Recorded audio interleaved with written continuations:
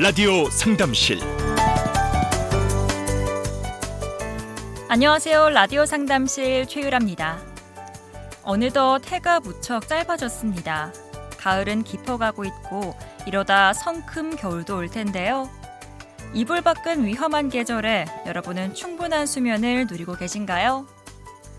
직장인들이 주말을 기다리고 또 주말 아침 기상이 늦어지는 건 무엇보다 평소에 잠이 모자라서가 아닐까 싶은데요.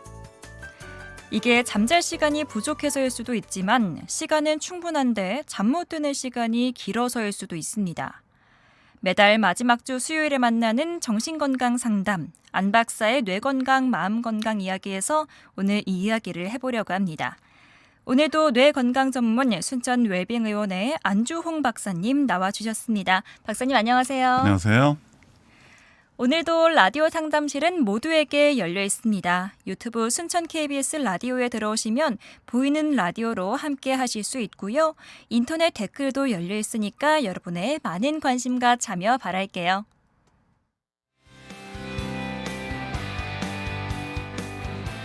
라디오 상담실. 어렵게만 느껴졌던 법률, 의학, 경제, 노무 등 여러 분야를 전문가가 쉽고 친절하게 상담해드립니다. 상담을 원하시는 분들은 순천 전화 750-7000번, 753-9911, 753-9922번으로 바로 전화 주십시오. 유튜브 순천 KBS 라디오를 통해서도 문의하실 수 있습니다. 라디오 상담실은 청취자 여러분의 소중한 참여로 진행됩니다. 라디오 상담실 오늘은 뇌건강 전문 순천 웰빙의원 안주홍 박사님과 함께합니다. 박사님, 이 잠의 중요성은 모두가 아실 것 같아요. 이 잠이 보약이다라는 말이 그래서 나온 걸 텐데요. 이 잘 자는 것이 왜 인체에 중요한지부터 설명해 주신다면요. 네. 잠은 제가 환자분들한테 늘 말씀드리는 안 박사의 뇌건강 5대 보약, 잠, 영양, 운동, 재미, 약 중에서 첫 번째를 차지하고 있는데요. 네. 제가 잠을 첫 번째에다 넣은 데는 다 이유가 있죠. 네, 어떤 이유인가요? 잠은 인체 건강에 여러 가지 역할을 하지만 제가 생각할 때 가장 중요한 것은 가장 중요한 기능은 심신의 건강에 대한 신호등 역할을 한다고 생각해요. 그 기능이 의학적으로 가장 중요한 것 같고 심신의 건강을 지키는 데 있어서 좋은 지표가 되기 때문에 매우 중요한 기능인 것 같아요. 잠은 불면증이냐 아니냐 이렇게로만 생각하기가 쉬운데 네. 사실은 좀 복잡하고 어려운 생리적인 과정이거든요. 그래서 잠 시작이 너무 빨리 돼도 문제, 잠 시작이 너무 안 돼도 문제, 잠이 너무 길어도 문제, 너무 짧아도 문제, 잠이 너무 깊어도 문제, 너무 깊지 않아도 문제가 돼요. 그래서 네. 잠에 대한 어려움이 생기면은 그 전반의 과정을 자세히 살펴볼 필요가 있죠. 이 잠이 신호등 역할을 한다. 이 밤에 잠들어야 하는 시간대 그리고 하루 평균 이 정도는 좀 잠을 자야 한다라는 평균 수면 시간 같은 게 있잖아요. 이 기준은 어떻게 만들어진 건가요? 이 의학적인 권장 기준에 있어서 가장 많이 사용되는 방법은 통계예요. 통계.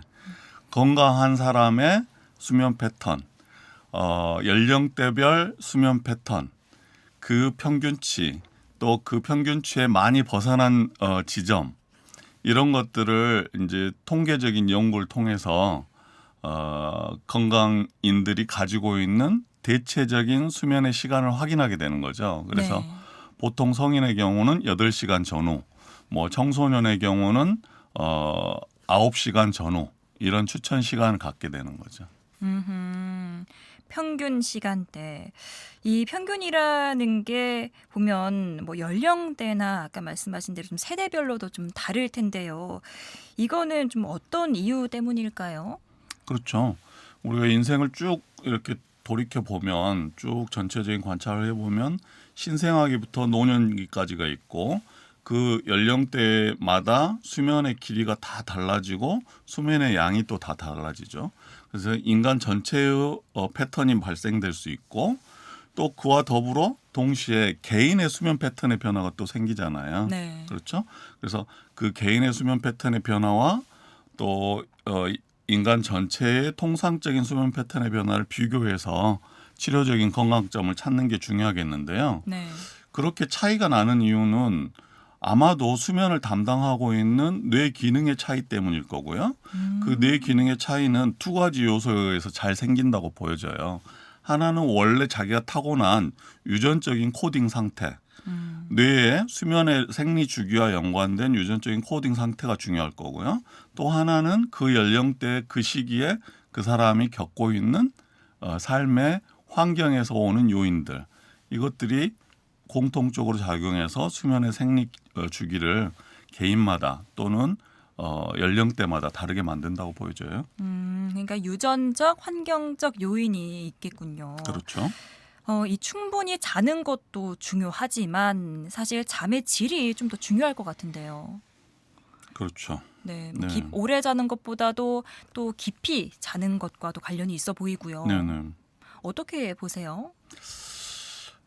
양적인 면도 중요하고 질적인 면도 중요하겠죠. 네. 어떤 현상을 우리가 관찰할 때는 항상 양적인 면과 질적인 면을 동시에 봐야 되니까 수면에 있어서도 그런데 수면의 양도 무척 중요하지만 질적인 수면이 잘 이루어져야 피로의 회복도 이루게 되고 또 신체 장기의 기능 개선이나 유지에도 도움을 줄 수 있는 신진대사의 과정이 잘 일어날 수 있죠. 질병에 걸렸을 땐 당연히 더 중요해지고 질병에 걸리지 않았을 때도 수면이 잘 유지돼야 신진대사가 잘 유지되고 그로 인해서 신체의 장기의 안정성, 건강성이 회복되고 관리되죠. 이렇게 중요한 잠인데 이게 마음대로 조절이 안 되는 게 문제잖아요. 이 숙면이 어려운 사람은 대체로 어떤 이유들 때문에 좀 어려워하나요? 누구나 다 경험이 있을 거라고 생각이 되고요. 네. 첫 번째는 이 환경적 요인들이 많아요. 생활 환경에서 현재 내가 겪고 있는 업무의 양이나 대인관계의 어떤 스트레스나 부담감이나 이런 환경적인 요인이 많고 그 다음으로는 침실 자체의 환경적인 요인이 또 중요해요. 소음이나 조명, 또 온도, 습도 이런 것도 중요하죠. 네. 그 다음에 이제 개인적으로는 그 사람이 갖고 있는 수면 생리의 특징, 그 다음에 또 치료 중인 질환들 이런 것들이 개개인의 수면 건강성에 영향을 끼치는 요소가 될 수 있죠. 그럼 그런 여러 이유들 중에서 이 숙면의 질을 좀 방해하는 것들이 있는데 어떤 상황이 좀 그런 숙면의 질을 방해하는데 가장 위험하고 또 나쁜 영향을 미친다고 보세요? 여러 가지 요인들이 있는데 네. 그 중에서 공통적으로 걸리는 한 가지 요인이 있어요. 공통적으로 걸리는 한 가지 네. 요인이 있는데 제 생각에 그것은 마음의 문제라고 생각해요. 마음에 걸리는 게 있고 부담스러운 게 있을 때는 당연히 잠이 방해되는 게 모든 환자분들한테서 공통적으로 관찰되고 네.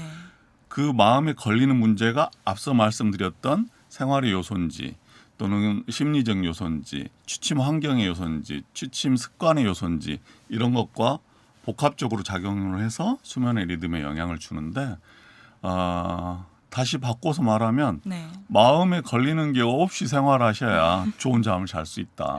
마음에 걸리는 게 없이 잠을 자야 한다. 그렇죠. 그렇군요. 이 불면증은 아니지만 수면 장애도 요즘 문제입니다. 코골이나 무호흡증 같은 것도 정신과 질환으로 좀 분류가 되나요? 만약에 된다면 그 이유는 또 뭔가요? 그렇죠. 그것도 정신과 질환이냐 하는 의심이 생길 수가 있죠. 네. 코골이나 무호흡증 같은 거. 또 특히 코골이 같은 경우는 뭐 이비인후과에서도 또 무호흡증 같은 경우는 이비인후과나 신경과에서도 진료를 요즘들은 많이들 하고 있는데 네.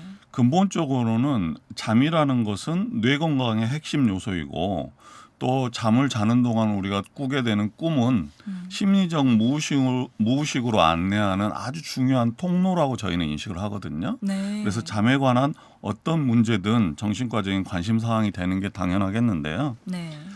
단순 코골이 같은 경우는 체중 조절이나 수면할 때의 자세 변경만으로도 충분히 많은 도움을 받을 수 있고 그렇기 때문에 저희가 큰 의미를 두지는 않고요. 네. 수면 무호흡증이라고 잠자는 중에 호흡이 자연스럽게 이루어지는 게 멈춰버리는 증상이 있어요. 이 문제는 뇌 건강이나 신체 건강에 굉장히 중대한 영향을 끼칠 수 있기 때문에 네. 정신의학적으로도 굉장히 관심 있게 보고 있습니다. 그러니까 코골이보다는 좀 무호흡증이 조금 더 정신과 질환에 좀 가깝다고 보면 되는 거네요. 그렇죠. 그 무호흡증이 코골이를 하던 사람들에서 발생되는 경우가 많기 때문에 코골이에 대해서도 신경을 써야 되지만 그런 간단한 방법들, 수면 자세 변경, 체중의 조절들로 해결이 안 된다면 전문의 찾아 상담해야겠죠. 이 세대별로 보면 노년층에서 특히 불면증이 많은데요. 그거는 왜 그런 걸까요? 특히나 뭐 나이가 들면 뭐 잠이 뭐 없어진다고들 하는데, 그렇죠. 근데 또 뭐 불면증이랑도 좀 관련이 있는 걸까요? 어떤 요소가 좀 영향을 미치는 좀 요인들일까요? 진료실에서 보면 네. 불면증을 주문제로 갖고 오시는 환자분들의 연령대는 노년층이거나 청소년층인 경우가 많아요. 노년층이거나 청소년 또는 청년층. 네. 그래서 이 문제를 가만히 들여다보면 노년층은 정상 생리적으로 수면이 줄어드는 시기고 청소년층이나 청년층은 성인기에 근접한 시기 중에서는 정상적인 수면의 양이 가장 많은 시기거든요. 그런데도 이상하게 그 두 가지 시점에서 불면증을 주문제로 가져오는 환자분들이 많아요. 그래요. 일단 노인의 경우는 왜 그러냐 이걸 곰곰이 연구해 보면 노인의 경우는 일단 뇌 노화 현상이 개인마다 차이는 있겠지만 분명히 진행 중일 거란 말이에요. 그래서 원래 본인이 가지고 있는 뇌의 수면 생리가 네. 손상되거나 저하되어 있을 가능성이 아주 많죠. 그다음에 또 하나 부가적으로 생각해 봐야 되는 거는 자연적으로도 수면이 줄어드는데 개인적인 특성에 따라서 더 줄어들 위험성이 있고 수면의 질이 저하될 수 있기 때문에 노인 환자분이 잠에 대한 욕구가 훨씬 더 강해져요. 잠을 잘 못 자는 것에 대한 스트레스와 민감성이 훨씬 더 심해져요. 네. 그렇기 때문에 노인 연령층에서 불면에 대한 어려움, 호소가 굉장히 많다고 생각돼요. 그렇군요. 라디오 상담실 오늘은 뇌 건강 전문 순천 웰빙의원 안주홍 박사님과 함께하고 있습니다.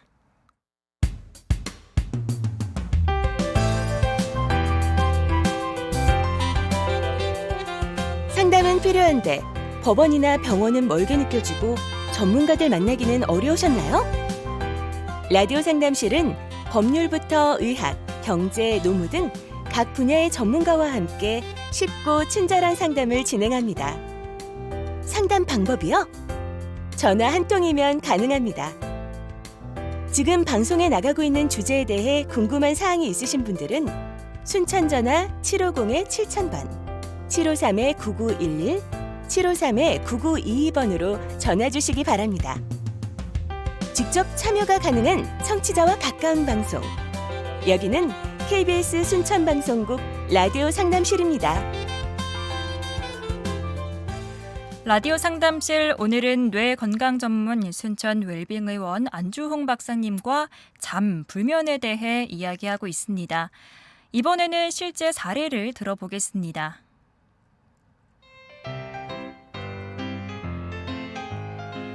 저는 18살 고등학생입니다. 밤에 아무리 피곤해도 눕고 나서 한두 시간 정도는 잠을 설치고 잠들어도 새벽 5시쯤부터 깨서 다시 잠들어도 10분에서 30분 간격으로 자다 깨다를 반복해 제대로 잠을 못 잔 지 몇 달이 넘어가요. 깊이 못 자고 자다 깨다 하니까 하루 종일 머리도 아프고 피곤한 기분이고 전엔 잘 떠올랐던 것도 못 자서 기억력이 떨어졌는지 건망증도 심해졌습니다. 부모님한테 말씀드려도 밤에 핸드폰을 해서 그런 거라고만 하시고 병원에 왜 가냐고 하셔서요. 불면증이라면 정신과에 가보고 싶은데 청소년 혼자 갈 수 있는지 걱정됩니다. 수면 문제에 관한 전형적인 사례네요. 그런가요? 네. 일단 잠을 시작하기가 힘들고 네. 자도 조금밖에 못 자고 일찍 깨가지고 자다 깨다를 반복하고 그로 인한 그 불편 기간이 몇 달을 넘어가고 거기다가 낮에 생활하는데 머리가 아프고 피곤하고 기억력도 떨어지는 활동에 방해가 또 생기고 있고 네. 이게 이제 수면 장애의 키 포인트들이거든요. 음흠. 근데 이제 중요한 거는 이분은 이제 18세 청소년이니까 고3일 것 같은데 음흠. 엄청 마음이 급하겠죠. 그쵸. 아무래도. 매일매일 열심히 공부를 해야 되는데 컨디션이 안 따라주고 네. 또 피로 누적, 기억력 저하, 집중력 저하 이런 게 막 생기고 있을 테니까요. 네, 그렇죠. 청소년들이나 어린이의 경우는 당연히 부모님의 동의를 구해서 치료를 시작하면 좋겠는데요.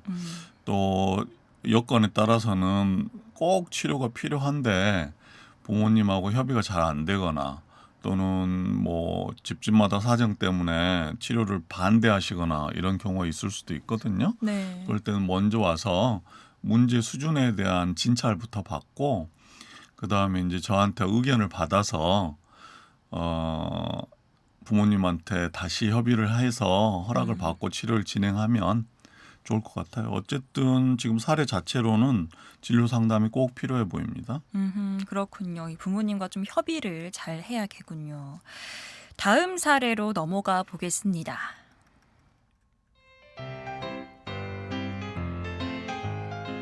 제가 우울증 때문에 정신과에서 치료를 받고 있는데 잠을 못 자서 불면증 약도 처방을 받았습니다.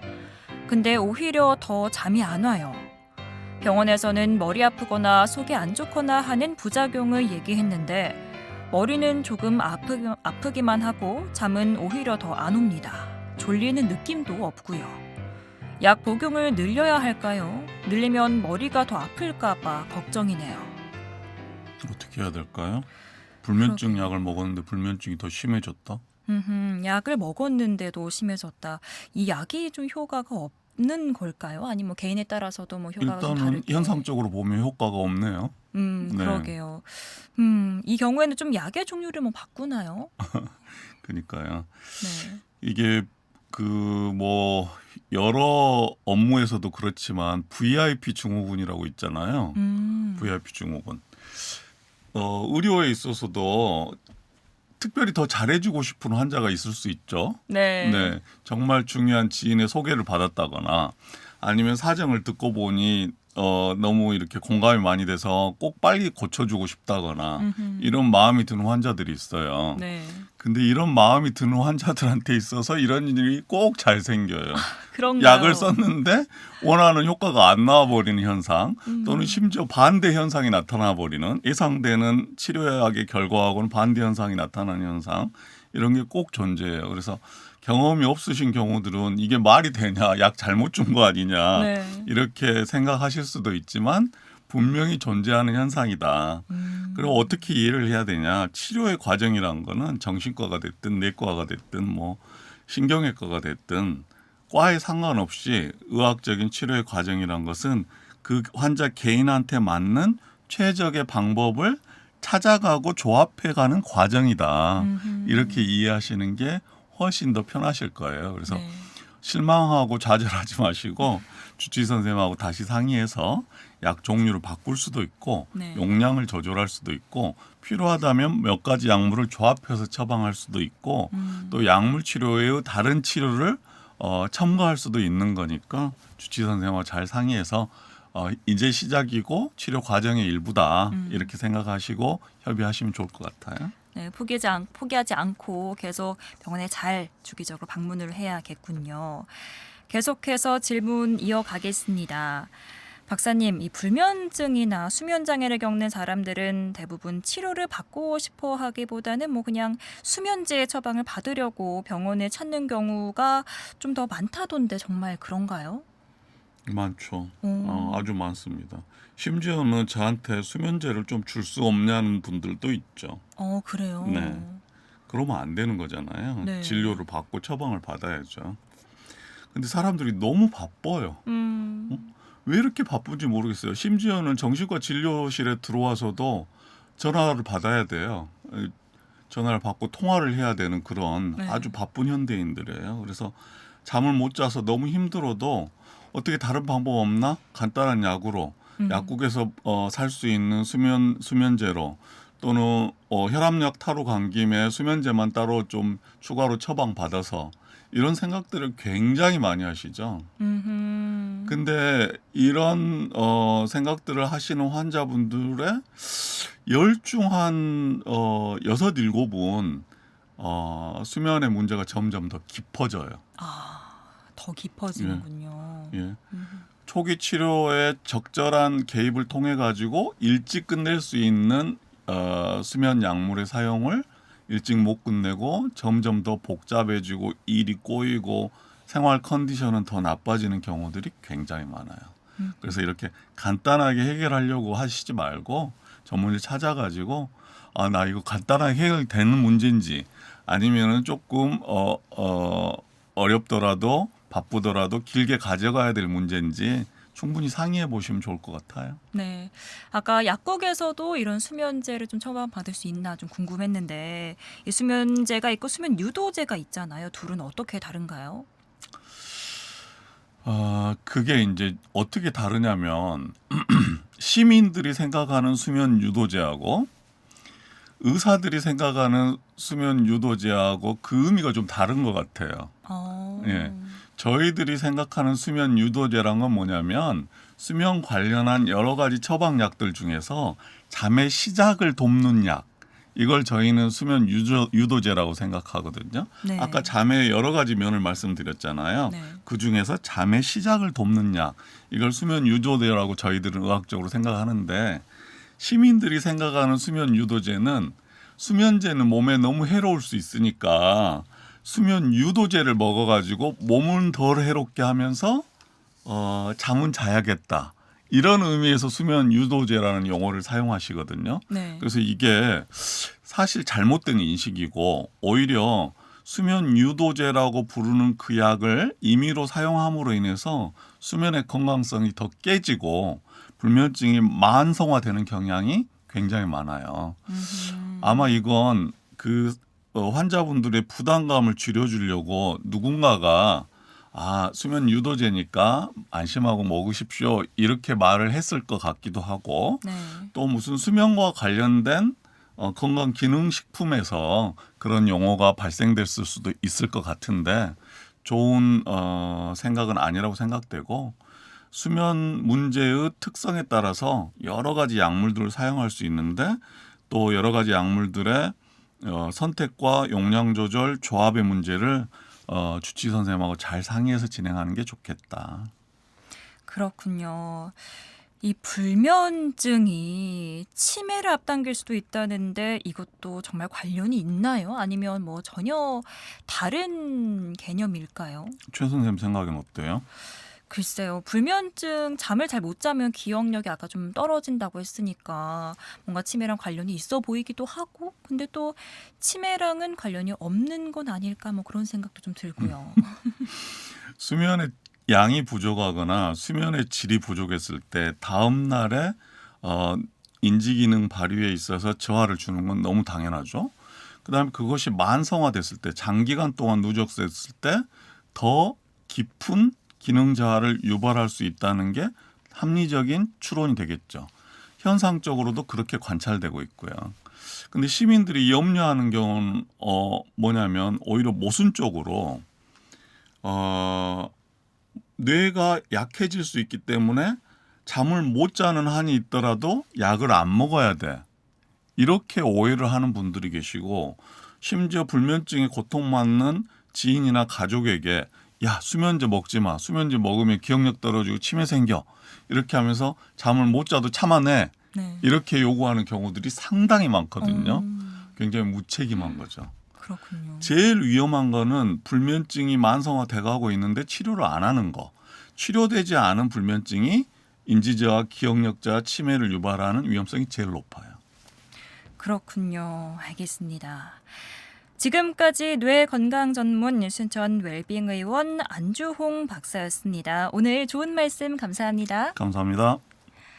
라디오 상담실이 준비한 내용은 오늘 여기까지입니다. 저희는 내일 오전 11시 30분에 한국부동산 허영실 소장님과 부동산 소식 들고 다시 찾아뵙겠습니다. 마지막으로 폴킴의 모든 날 모든 순간 들려드리면서 마무리하겠습니다. 함께해 주신 여러분 고맙습니다.